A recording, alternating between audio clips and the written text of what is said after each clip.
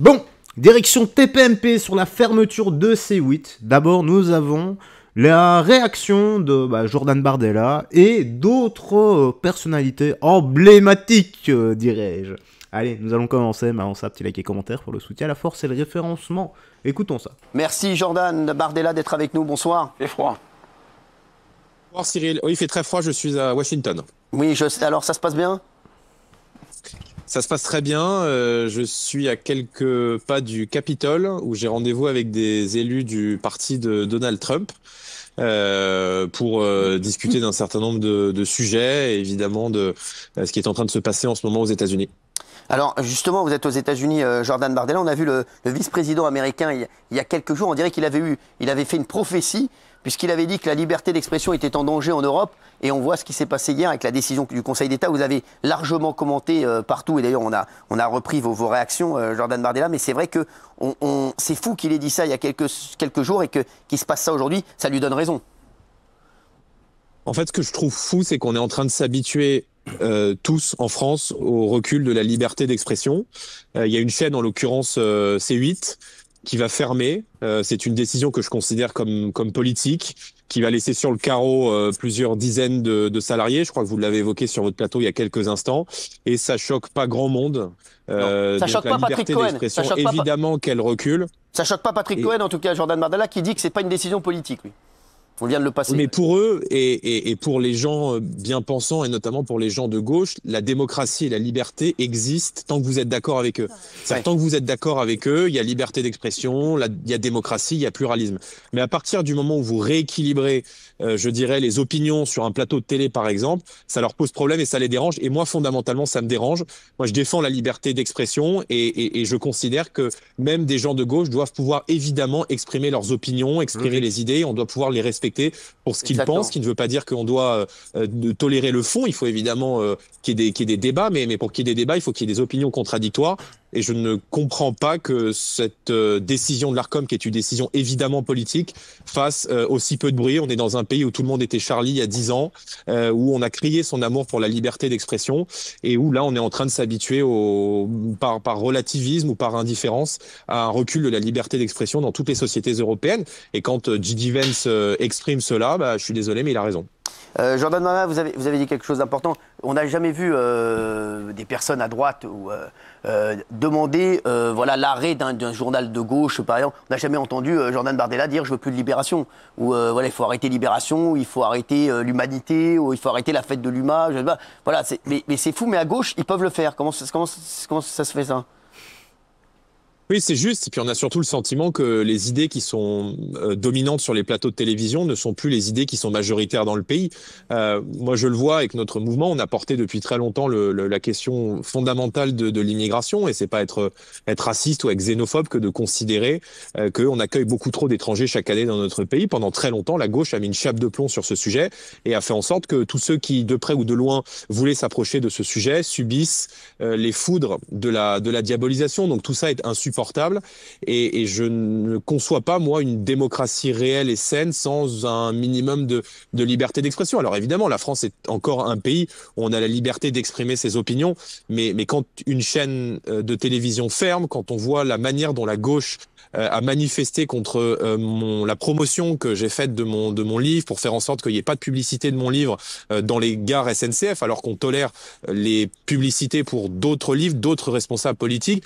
Ouais, il y a un problème.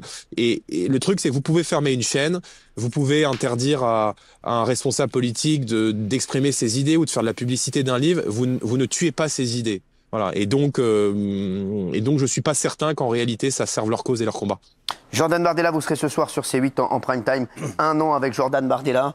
Voilà, c'est vrai que c'est un documentaire qui est très attendu par nos téléspectateurs. Ça a été, c'est Guillaume Janton qui vous a suivi pendant 1 an et les équipes de Guillaume Janton. Hein. Ouais, j'ai été suivi par les équipes de Guillaume Janton pendant 1 an. Alors c'est toujours très difficile de laisser rentrer parce que par principe, on est toujours un peu précautionneux, donc c'est toujours très difficile de laisser rentrer des équipes de télévision avec nous. Mais j'ai voulu que les Français voient aussi comment ça se passe de l'intérieur et comment on vit la politique, ses vertiges, parfois sa virulence et sa violence, et emmener un petit peu avec moi et avec nous les Français dans les coulisses de la vie politique. Donc c'est pour ça que j'ai accepté le principe de cette émission. Je crois que je l'ai pas accepté tout de suite, mais voilà, c'est comme le livre, hein, si vous voulez, ça permet de voir un autre visage et une autre partie de ce qu'on fait, de notre engagement pour les Français. Vous pensez que vous allez faire plus d'audience que Gabriel Attal, le doc de Gabriel Attal qui est passé il y a quelques semaines, qui avait fait à peu près 300 000 téléspectateurs, je crois? Alors très honnêtement, je n'ai pas vu le documentaire sur Gabriel Attal, mais je souhaite en tout cas à C8 dans ces derniers jours de faire de l'audience. Oui. Bon, on vous tiendra D'ailleurs, au courant. Cyril, c'est quoi ces histoires de candidature à la présidentielle là, en 2027 ça circulait sur pas mal de...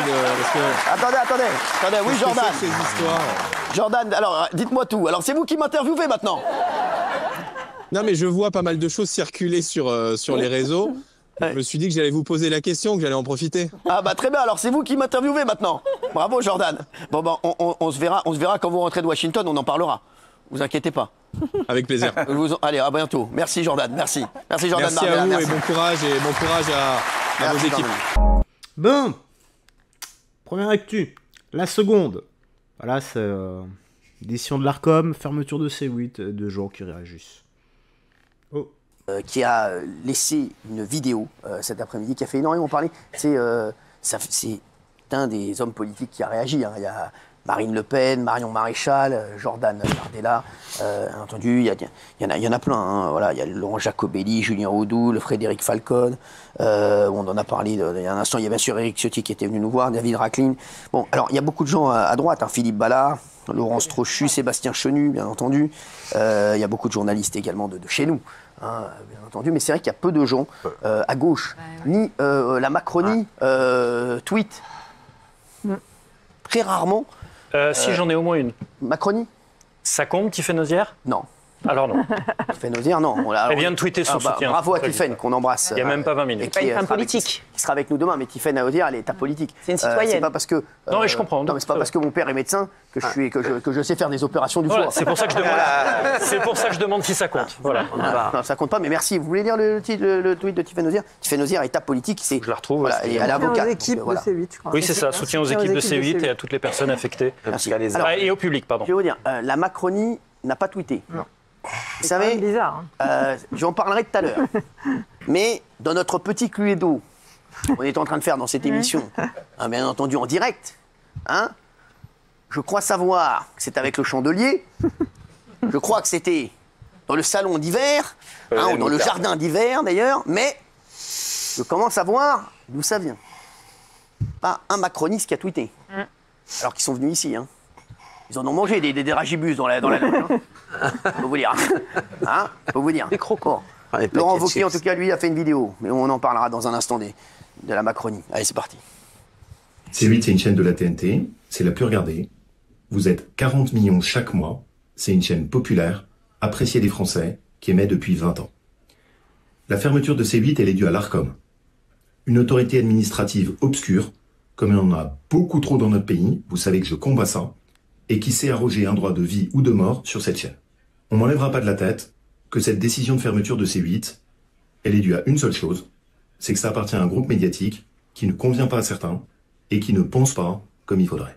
Alors on peut ne pas aimer CNews, on peut ne pas aimer C8, mais dans ce cas-là c'est simple, vous changez de chaîne. En revanche, fermer, avec cette censure insidieuse, ça c'est inacceptable. Et je parle même pas des 400 salariés de la chaîne, sans compter ceux d'Énergie 12. Donc il faut réagir. Merci Laurent Wauquiez.